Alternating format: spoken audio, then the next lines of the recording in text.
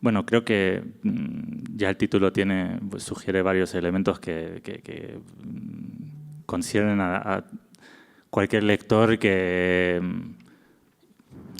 interviene también, que podría intervenir como escritor o como editor o como comunicador en el campo de la literatura contemporánea. Entonces, me gustaría empezar por el principio y hacer la simple pregunta: ¿qué es hoy en día un dispositivo literario extraño? Desde el punto de vista, puede ser de Mercedes, de lectora, de escritora, de comunicadora, ¿qué constituye un dispositivo literario extraño para ti, por ejemplo? No es justo que me hagas esta pregunta así. Bueno, primero quiero agradecer que me han traído de muy lejos, en teoría, para aportar algo esta tarde a estas personas, y es una responsabilidad muy grande y probablemente no voy a estar a la altura, y menos con una pregunta así, porque tenía algunas ideas, pero esto así no, así que la voy a llevar a mi terreno como pueda. Bueno, yo pienso, la palabra dispositivo, bueno, suena a aparato, pero también me suena a detonante, que es algo que yo sí quería sacar hoy en esta mesa, porque esas ansias de renovación, también yo te preguntaría a ti, Adam, ¿por qué tenemos que renovar la narrativa? Que está vieja, se quedó vieja. ¿Qué día se quedó vieja la narrativa? ¿En qué momento? Te estás adelantando, ¿eh? Ah, perdón. Bueno, entonces pienso pienso en detonante, que es lo que yo busco muchas veces para poder escribir. Bueno, eso quizás suena un poco a taller literario, ¿no? Lo de, a ver, detonante la creación, dos elementos extraños como en el surrealismo, que nada tienen que ver, yo qué sé, un zapato y un queso gorgonzola. Escribid sobre eso y así la mente se os, ¿no? Pues se os abre y tal. Pienso un poco en eso cuando dices lo de dispositivos literarios extraños. Pero, por ejemplo, algo que está viejo ya, ¿no? Lo de surrealismo está viejo, ¿o no? ¿Quién sigue? Bueno, hola. En primer lugar, agradezco la invitación a Cuadernos. No había tenido la posibilidad de hacerlo, así que ahora lo hago. Y con respecto a lo de los dispositivos, bueno, la verdad es que no creo que necesariamente sea porque haya que renovar algo, sino porque puede ser quizás una búsqueda de una interacción diferente con un lector. Pienso en el Oulipo, por ejemplo, en Queneau, que hizo este libro. Y qué bueno que hablaste de ampliar la literatura, porque la narrativa siento que nos quedamos muy cortos. La poesía es como la que he tenido más, digamos, experiencias de dispositivos raros. Y en este caso, ese libro de Raymond Queneau, que es 100.000 millones de poemas, que en el fondo es solo un poema que está cortado por cada verso, de forma que son como lengüetas que se pueden ir combinando entre sí, y por eso es que se consiguen esos 100.000 millones de poemas. Pero también dándole al lector la posibilidad de que él construya, ¿no? Por eso, siento que, bueno, lo voy a dejar hasta ahí para no alargar.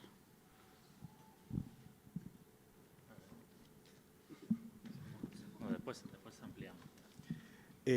Bueno, está difícil la pregunta, pero voy a ver qué puedo responder. Siguiendo con la metáfora bélica, digamos, yo creo que un dispositivo literario extraño ciertamente es un artefacto, como ha mencionado Mercedes, un artefacto hecho de palabras, hecho con el lenguaje, que genera, o al menos desde mi punto de vista, genera extrañamiento, ¿no? Al momento de exponerte ese artefacto, ¿no?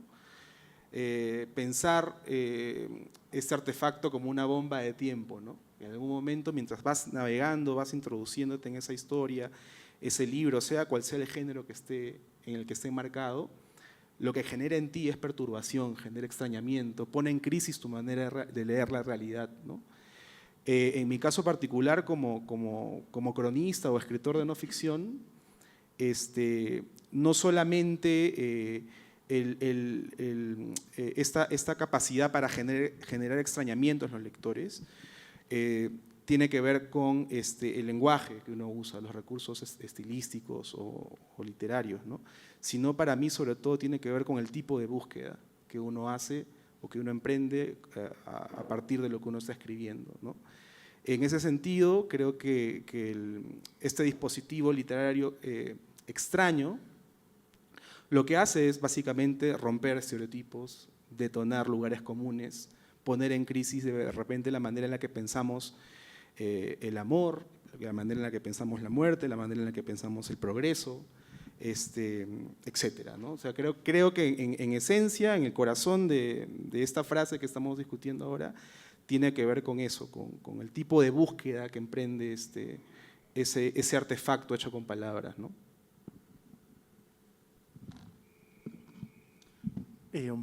Bueno, muchas gracias por la invitación. Yo también no había tenido posibilidad de agradecer a Cuadernos.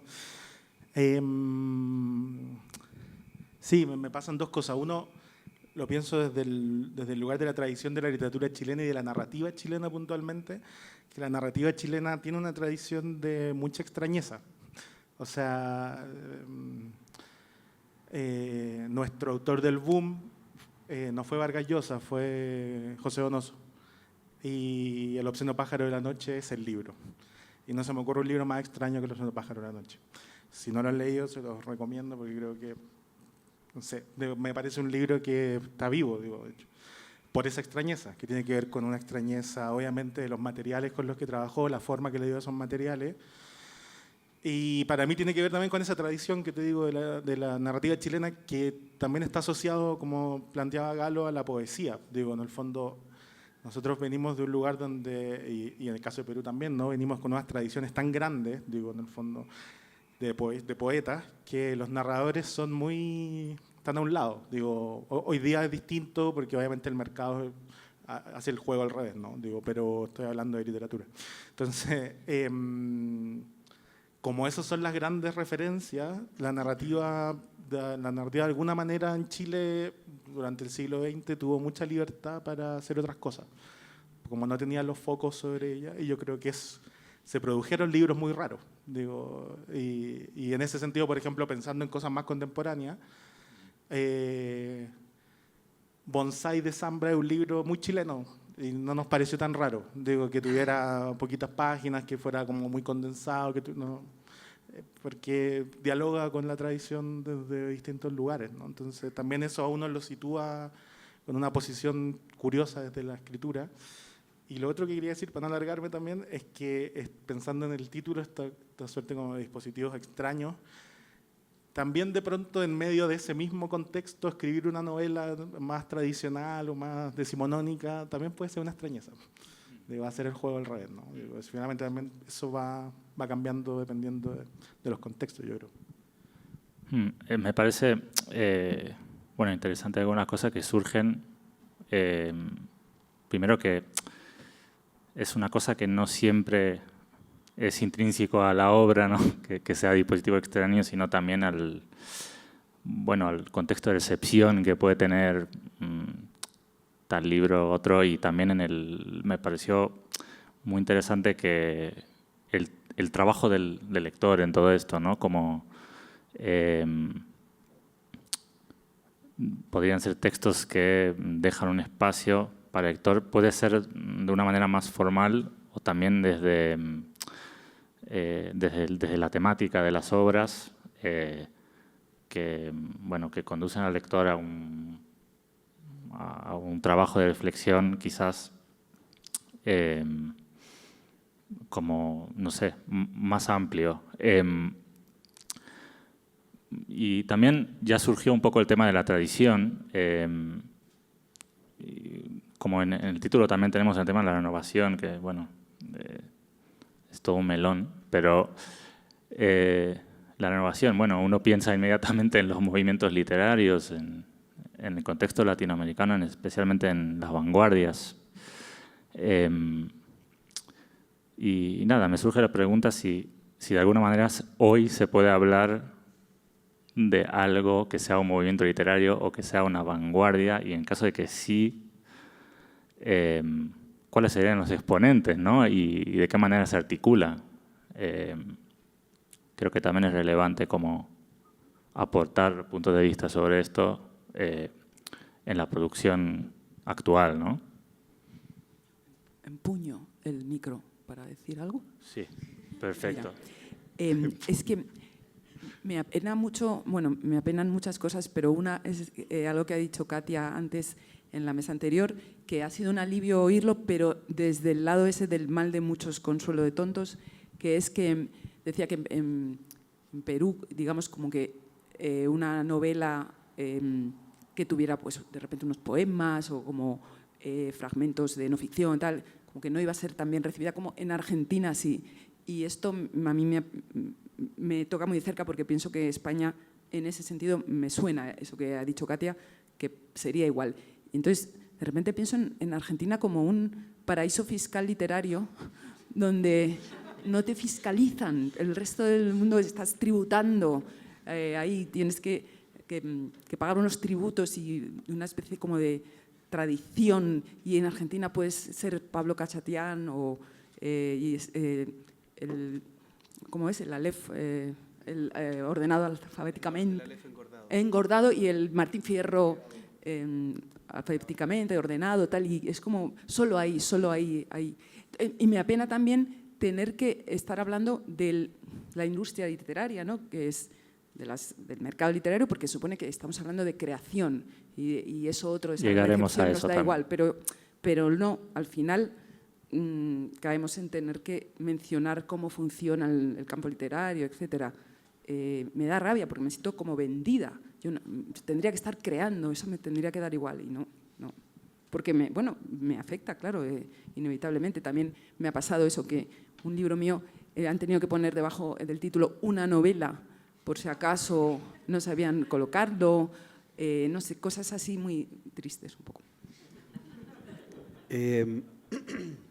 Está muy bueno eso de mencionar justamente a Cachachián, porque en base a lo que tú preguntabas, de que si había como un grupo o algún movimiento, digamos, enfocado como a crear literatura experimental o algo, cuando uno piensa en los libros de Pablo, se da cuenta de que no hay después otros escritores que hayan como imitado eso, ¿no? Como que no hay alguien que después haya hecho, no sé, el Emma Suns engordado o por ejemplo, o sea, algún otro libro de la literatura ordenado alfabéticamente. Entonces, porque son libros que tienden a ser como únicos y por lo tanto no he visto que se genere como una imitación de lo que se hace, de esa experimentalidad, porque por lo general quedan muy asociadas a un autor. Y lo otro es que hay grupos que como que han pretendido renovar la literatura un poco haciendo como jueguitos raros, como por ejemplo el Alt-Lit, que era el grupo de Taolín y otros poetas gringos que jugaban con el tema del internet y qué sé yo, que también en un momento fue como una movida, ¿no? Como hacer libros de correos electrónicos, no sé si hay eludidos acá, pero bueno, de correos electrónicos, de tweets, de posteos, de cosas así, como muy ligadas al internet, o hacer como libros de entradas de blog, aunque eso yo conozco solo uno. Pero como que quedó un poco ahí, como que siento que no avanzó mucho. Pero ¿por qué puede ser que no haya avanzado ningún movimiento que podamos identificar? O sea, después llegaremos a la cuestión del mercado, que es inevitable en esta conversación, obviamente, porque por cómo condiciona la creación literaria, y es importante abordar esto también, pero no sé si se puede señalar Sí, siento otros elementos. Que son cosas que tienden a agotarse. Por ejemplo, los libros escritos con inteligencia artificial. Sí. O sea, que hay algunos, hace poco leía un libro mexicano justamente que era como una entrevista entre una poeta y la inteligencia artificial sobre cosas fundamentales no sé, del ser humano. Pero puede ser que haya hechos aislados, o sea, por lo general tienden siempre a surgir como ideas semejantes en un tiempo más o menos cercano, a la manera de, no sé, podríamos hablar de la sincronicidad, pero no veo que se esté aunando todo eso. Y también porque pienso que por lo general los grupos, bueno, Diego hablaba del boom, son grupos que responden más a intereses comerciales o de marketing, que si no hay alguien que los esté aunando y que en el fondo esté como teniendo una intención con respecto a eso, como que orgánicamente no veo que se conformen. Tú mencionaste la lead, yo me acordé de algo más cercano. Nosilla Dream se llamaba. Alguien se está riendo ahí. Es que tiene que ver, o sea, me pasan dos cosas. Digo, uno tiene que ver con el contexto de recepción. Por supuesto que yo miraba eso y me parecía ridículo, porque me parecía malísimo y muy viejo. Parecía que estaban renovando la literatura y me parecía muy viejo, porque, no sé, ya habíamos leído a Borges. Entonces, o sea, ya está Borges, digo. Entonces, como que ahí hay que empezar a darle una vuelta, digo, por un lado, ¿no? Y además se presta mucho esta idea como de lo experimental o todo también como para el espacio para los embusteros, por así decirlo, ¿no? Entonces, la renovación creo que, no sé, o sea, me gusta mucho la literatura de Khachatian que estaban mencionándolo, pero tampoco sé si lo pensaría como experimental. O sea, y yo creo que él no se debe pensar como experimental. En algún momento me acuerdo que los libros de Aira se pensaba, o sea, en algún momento se habló de Aira, de Belatín, ¿se acuerdan? Hubo una época como que es loco, pero también todo va quedando, o sea, como que todo va quedando muy viejo. Y de esa literatura hay cosas que sí sobreviven y se mantienen y siguen siendo están muy vivas y nos interpelan, ¿no? Pero ese gesto que no puedo dejar de asociarlo un poco al arte contemporáneo, ¿no? O sea, donde sí hay mucho mercado. A propósito de que quieres llegar ahí, digo, ahí, o sea, y está lleno de embusteros. O sea, de hecho, no sé, pues ahora hay una exposición que es la de Damian Hirst en el Jumex, y tiene cosas increíbles, pero también tú decís, no, este tipo me están pasando gato por liebre, como se dice, ¿no? Hay cosas interesantes, pero también yo creo que el lector ahí es y a propósito de la Argentina que decía Mercedes, sí, digo, nosotros, o sea, aquí no hay un argentino, entonces podríamos hablar mal, pero tenemos que hablar bien porque efectivamente es un lugar donde han pasado muchas cosas, insisto, Borges de por medio, ¿no? Como... Y ese lector parece ser un lector más libre, no sé. Hay posibilidad de que las cosas no tengan esa etiqueta que mencionaba Mercedes, que es muy tajante y que quiere cerrar en vez de abrir, ¿no? Bueno, es curioso. A mí también me pasa que me doy cuenta que cuando algo se empieza a articular en grupo ya me genera una sospecha tremenda. Y es verdad que... Pero también pregunto por qué será así, por un lado, y por otro lado también lo que sí identifico que, bueno, que uno lee como una renovación son más bien islas, ¿no? Que no terminan encajando en, no solo que no se articulan en un grupo, que obviamente están en los márgenes del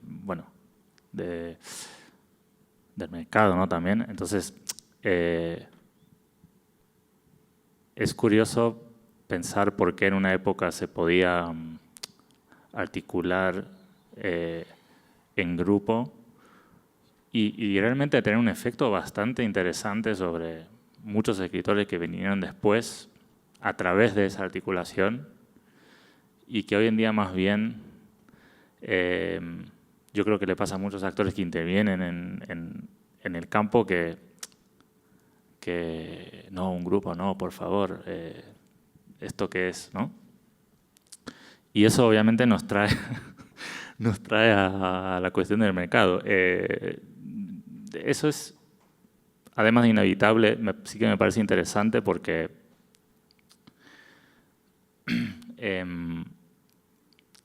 no solamente de qué manera y con qué medios el mercado condiciona la posibilidad de que aparezcan estos dispositivos extraños, sino también, y también ya tocamos un poco eso, qué diferencias hay en entre los diferentes mercados, porque estamos hablando de muchos países, lengua hispana, ¿no? Cada uno con su propia idiosincrasia.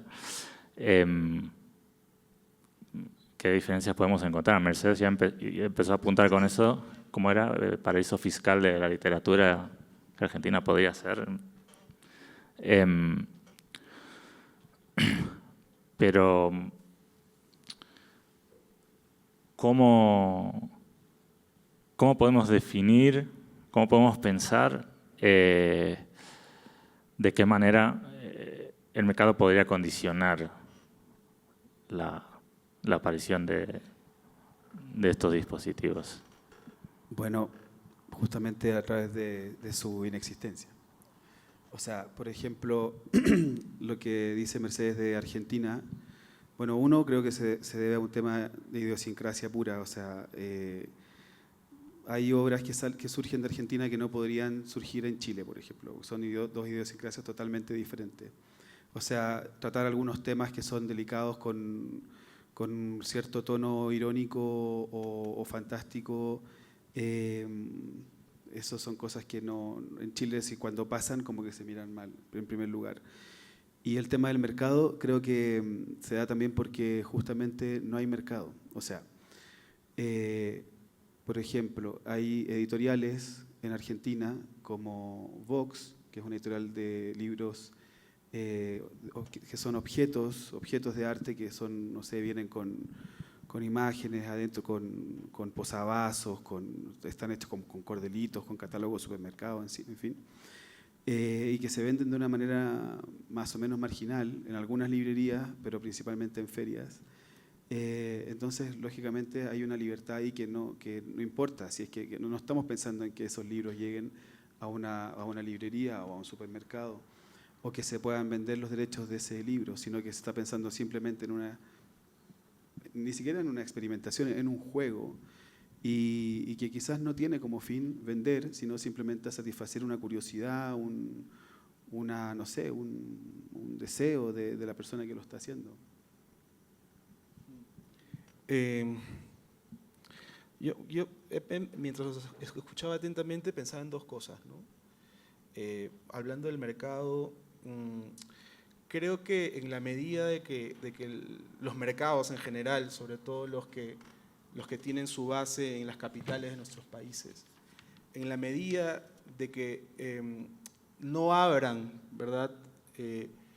O no hayan espacios donde escritores y escritoras que vienen de otros lugares o que tienen otros lugares de enunciación que no sea el occidental, ahí es donde se pierden artefactos literarios extraordinarios. Yo no diría extraños, sino extraordinarios, ¿no? Por ejemplo, yo soy cronista, ¿no? Y en la no ficción periodística, digamos, creo que solamente conozco, o sea, o conozco autores y autoras que han sido publicados, digamos, en las grandes editoriales, 2 cronistas negros, nada más, 2, ¿no? No conozco, por ejemplo, un cronista o una cronista de origen amazónico, indígena, ¿no? Por ejemplo. Seguro existen, pero no los leemos, ¿no? Entonces yo creo que ahí hay como una oportunidad perdida, ¿no? Y me parece, y por ejemplo en la poesía también, en la poesía de mi país también, ¿no? Hay poetas extraordinarios que no son leídos, precisamente porque hay un centralismo, ¿no? Y que no permite que esa amplitud pueda darse, ¿no? Entonces creo que todavía el mercado editorial sigue siendo profundamente blanco, ¿no? Ese es el gran problema en realidad. Y por otro lado, yo estoy a favor de la experimentación, en tanto nos permita poder explorar nuevas posibilidades expresivas, ¿no? Cuando la experimentación se queda solamente en artificio, ¿no? Creo que ahí se pierde también una oportunidad, ¿no?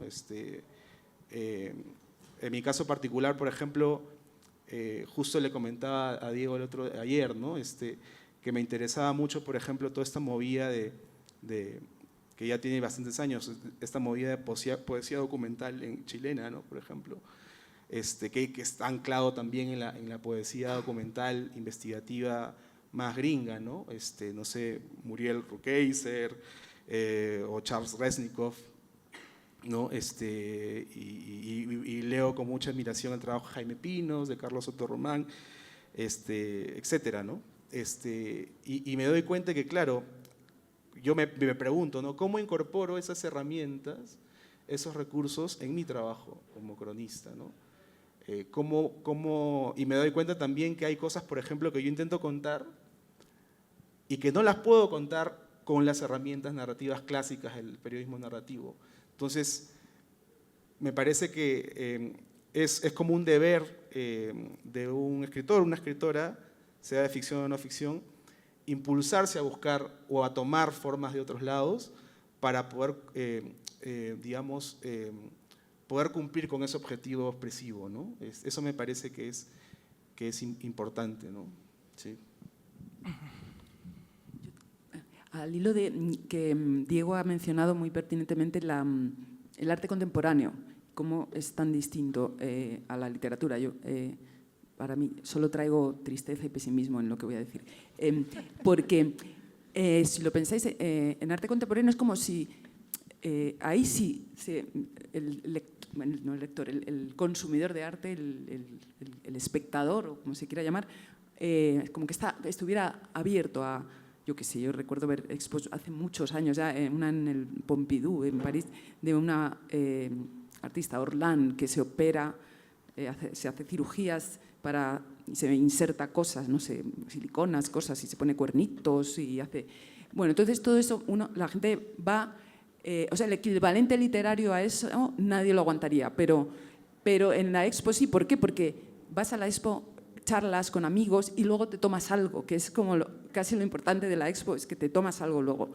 Y en la música clásica, digamos, que es la que yo más conozco, y en la literatura, ahí sí que están las dos hermanadas para mal, porque ahí tienes que estar callado y concentrado. Y eso no es divertido, se te exige, ¿no? Aún en la música clásica luego te puedes tomar algo después del concierto, pero en la lectura no. Te compras el libro y te quedas en tu casa leyendo callado y no te tomas nada. Entonces, de verdad es una tontería, pero es que lo pone muy difícil. O sea, y luego en el arte contemporáneo hay dinero, ¿no? Mucho dinero. Nunca entenderé por qué tanto, pero lo hay.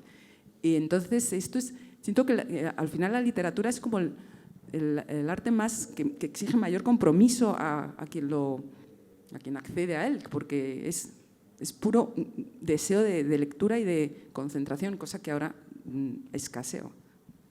Por eso de ahí la experimentación, o lo que llamamos experimentación, esté como en un mal momento. Sí, yo pensaba en dos cosas, ¿no? Uno, que hemos hablado demasiado bien de Argentina, igual. Habría que poner alguno… No está tan bien tampoco Argentina, ¿no? Digo, estoy hablando de su literatura, de hecho, bueno. Pero ya podemos después profundizar en eso. No, además hago un paréntesis que es real, ¿no? Digo, por ejemplo, que esto lo hablaba la otra vez con Taba Merced, con otros amigos, que era como, a ver, ¿qué la generación más joven argentina está haciendo algo bueno? Y yo les decía que no lo sabía. O sea, que no, al menos a Chile no había llegado algo que me pareciera así muy… Y recuerdo que ellos tampoco me dieron muchos nombres. Algo pasaba. Y probablemente podríamos decirlo a toda Latinoamérica, y España incluido. Pero me quedé pensando a propósito de Joseph, y además que Joseph hace no ficción y desde Perú. Yo pensaba también que la experimentación obviamente responde a una forma hegemónica, como es una respuesta a esa hegemonía, ¿no?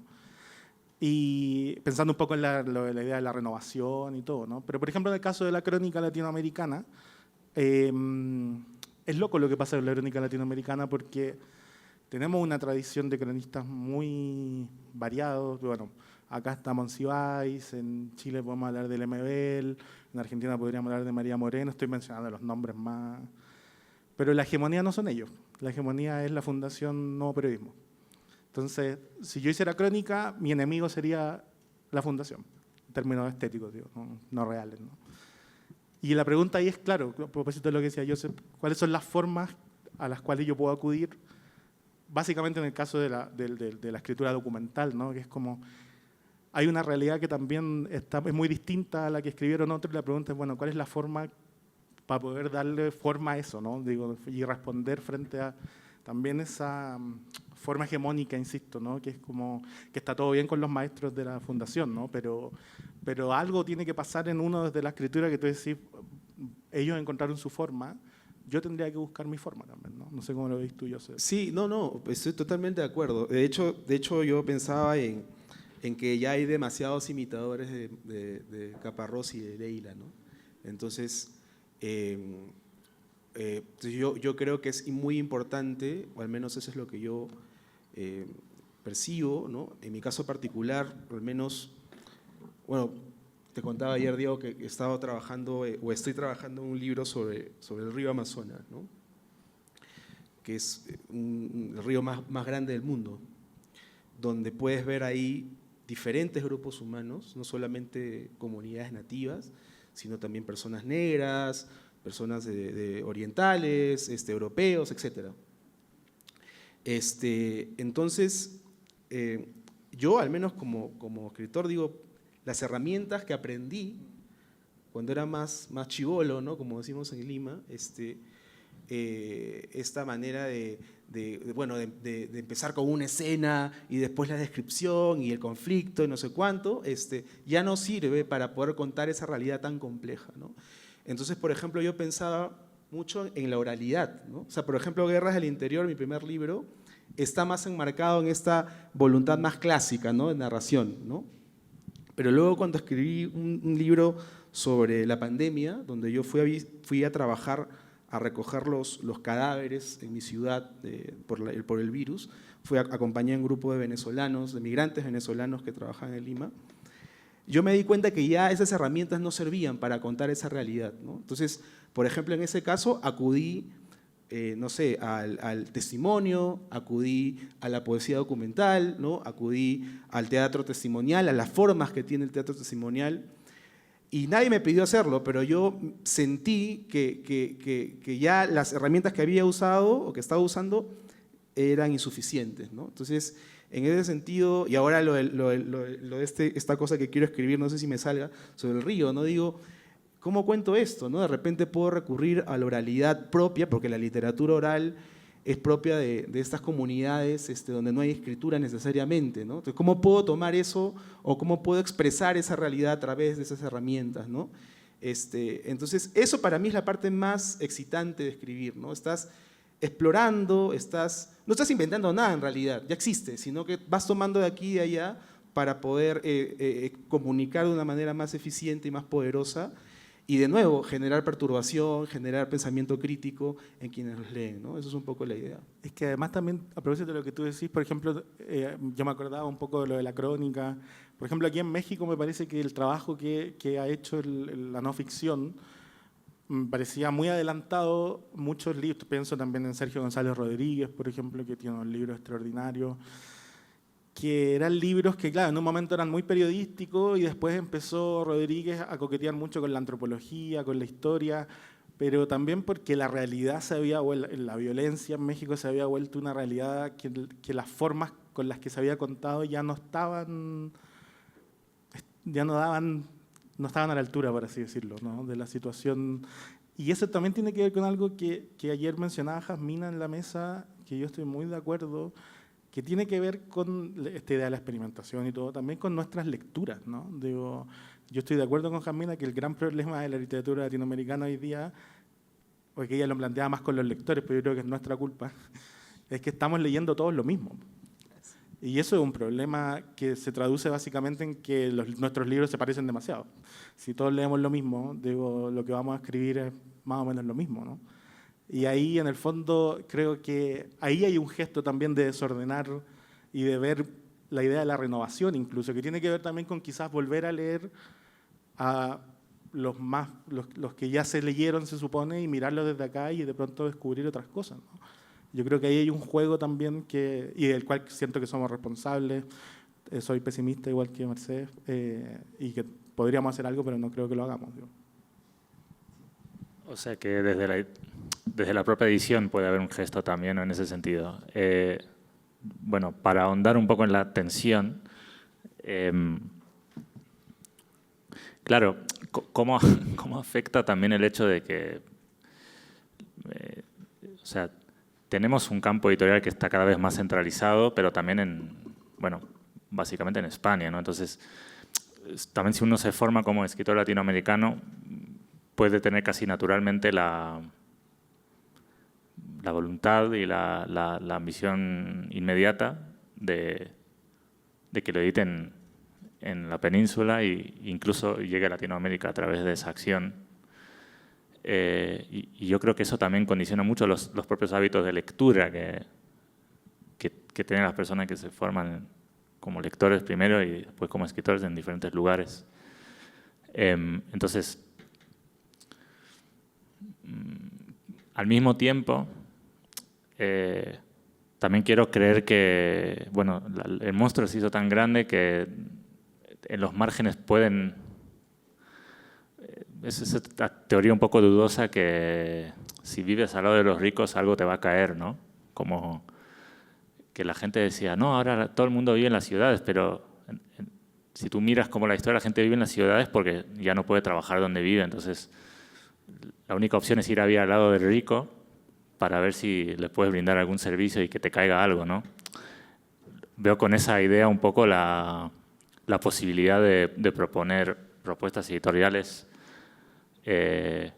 más interesantes, como tratar de estar al lado de los ricos para poder infiltrar algunas piezas, ¿no? Que, bueno, soy pesimista igual que tú, al final.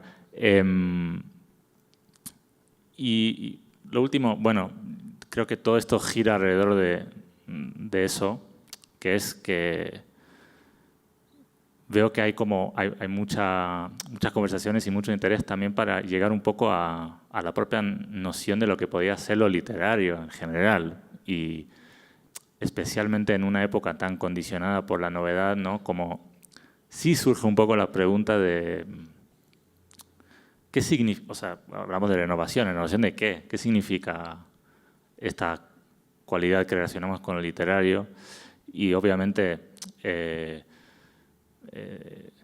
¿qué es? Que un libro perdure en el tiempo. ¿Qué significa eso? Que tenga lectores de varias generaciones, que un libro impacte mucho en una época determinada, aunque luego desaparezca. Como, no sé si podemos también pensar un poco en eso, como qué acercamiento podríamos tener a esa noción de definición de esa cualidad que buscaríamos, ¿no? como lectores.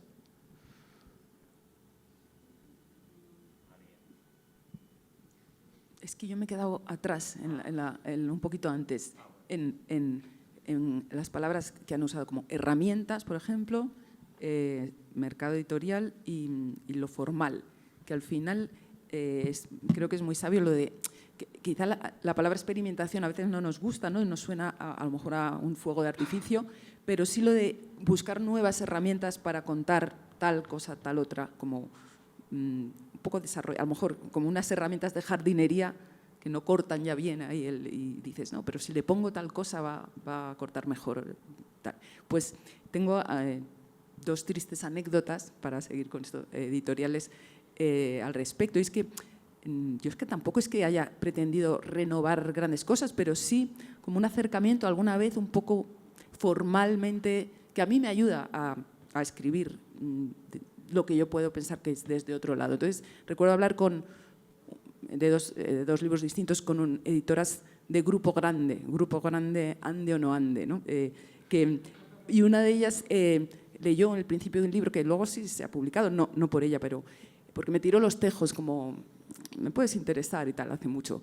Y yo no puedo escribir realismo a la española, ¿no? Porque no me sale. Entonces, yo siento más que si hago personajes ficción, los tengo que tratar como marionetas, como títeres, y como que se note, que se vean las costuras de que eso es una ficción. Bien, entonces, bueno, no le pareció porque le parecía de cartón piedra a mis personajes, pero esa era la propuesta. Y me dijo, si quieres centrarte en el personaje, dame personaje, dame personaje. Y yo me di cuenta que yo no le podía dar personaje, yo no puedo dar personaje, es como ya una limitación. por suerte he reído mucho con esto y es un saludo que tengo con un amigo de dame personajes, sí, tal. Para algo ha servido, ¿no? Pero me da pena porque me hizo ver como no te puedo dar lo que me pides. Y otra editora, que no es que fuera a publicar yo ahí ni nada, pero un día charlando le explicaba un libro que estaba escribiendo, que también se ha publicado hace tiempo, y le decía, yo es que me interesa en este libro tratarlo como algo textil. Pienso en una alfombra persa o una alfombra oriental de Turquía, que cuando vemos estas alfombras tienen unos dibujos que se repiten, unas cenefas y unas lógicas, ¿no? De, mira, ahora se repite 3 veces aquí, luego en la línea de enfrente en otro color, no sé qué. Entonces, me gustaría que el libro estuviera así organizado, no sé, como una urdimbre de una alfombra. Y me miraba como diciendo, qué pena me das, qué mal te va a ir. No como a mis autoras que las traducen a 23 lenguas antes de publicarlas en español. Y tiene razón, me ha ido fatal, pero yo con mi alfombra ridícula mental, ¿no? Pero bueno, es así. Cuando ya no estés, van a apreciar la obra.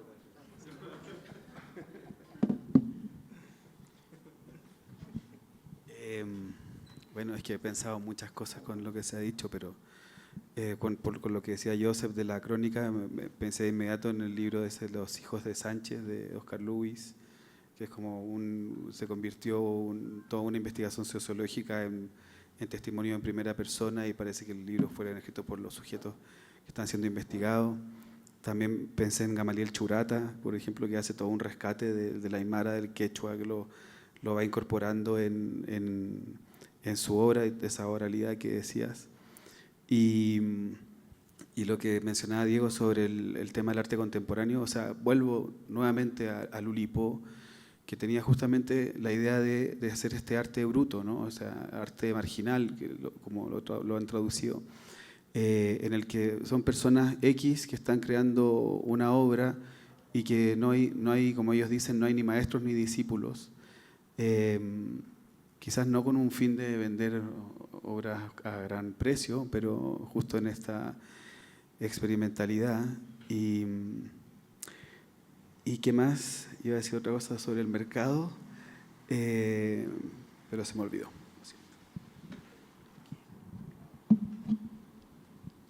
Sí, también me acordé ahora de Los rendidos de José Carlos Agüero, que es un libro extraordinario y que me parece que renovó cosas, por ejemplo.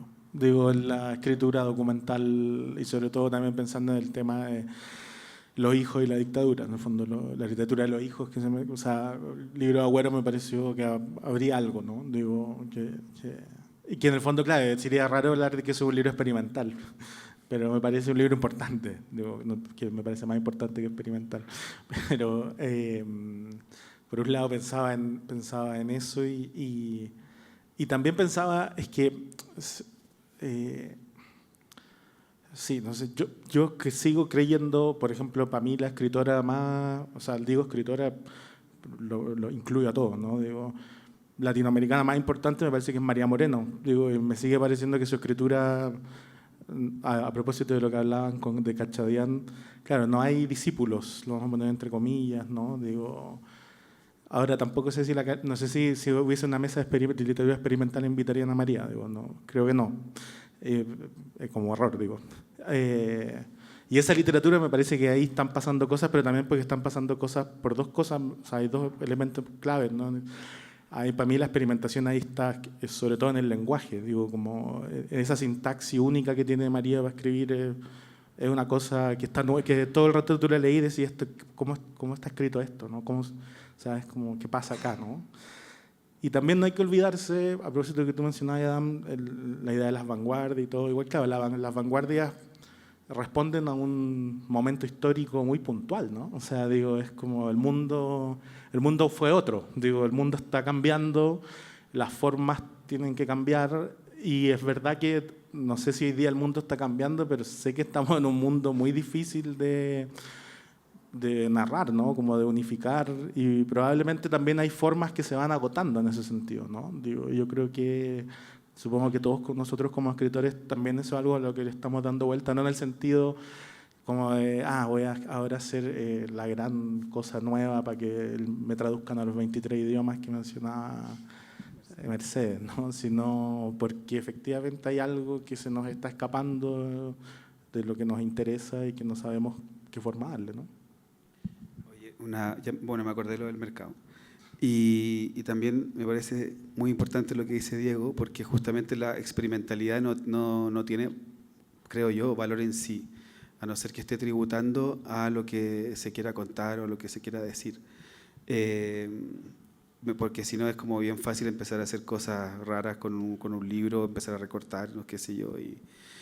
Y lo del mercado era que en Editorial Cuneta hace unos años publicamos un libro que se llama Nancy, de Bruno Lloret, y que es un libro que justamente tiene unas cruces, empiezan solo cruces, hay todo un relato con una narrativa bastante como bruta, acotada, golpeada, que va estando intercalado con estas cruces, que no se entiende muy bien cuál es el significado, el uso, y también hay unas imágenes entre medio súper raras, en fin. Bueno, y ese era un libro que en su momento traté de mover mucho entre editoriales en Barcelona. Entonces, algunas editoriales que me parecían que eran experimentales o que tenían como una apuesta bastante atrevida, yo iba y les decía, oye, mira este libro, lo deberían publicar. Y me decían, es que el mercado. Entonces luego iba donde otra y le decía, mira este libro. Y me decían, es que el mercado. Y te juro que escuché la palabra, es que el mercado, así como 10 veces. Y era porque, claro, el libro de solo mirarlo no se sabía que no iba a vender nada. Y me pasó también con una editora francesa que le digo, mira, este libro es genial.